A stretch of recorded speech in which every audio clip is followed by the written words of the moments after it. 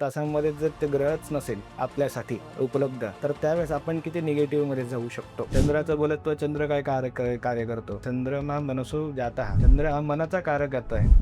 30च्या 30 दिवस तुम्ही एक विषय ठेवलेला आहे, मूड स्विंग. 30च्या 30 दिवस पूर्ण व्यक्तीचा एकच मूड नसतो.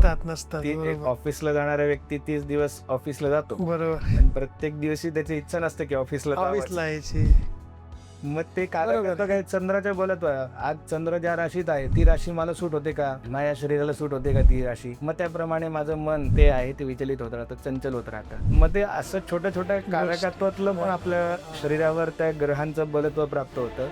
तर मग ग्रहणाच्या दिवशी त्या 2 तास 2.5 तास जे तास असतील त्या तासांमध्ये जर ते ग्रहच नसेल आपल्यासाठी उपलब्ध, तर त्यावेळेस आपण किती निगेटिव्ह मध्ये जाऊ शकतो. म्हणजे असं होऊ शकतं का की प्रत्येक व्यक्तीकरता ग्रहण वेगळं काम करतो, म्हणजे काम करतोच हो. त्या राशीमध्ये जे ग्रह असतील त्या राशीमध्ये त्यांचं ग्रहण झालं आहे, त्या राशीप्रमाणेच त्यांचं बलत्व पंचांगामध्ये सांगितलंच आहे. या ग्रहणामध्ये कन्या राशीला, कर्क राशीला, नंतर मिथुन राशीला त्याचं चांगलं बलत्व आहे. पण त्याच अपोजिटच्या राशींना मकर, कुंभ, धनु राशी यांना अशुभ सांगितलं गेलं आहे. का सांगितलं? त्या काळात त्यांचं ग्रहण त्या राशीमध्ये होतं.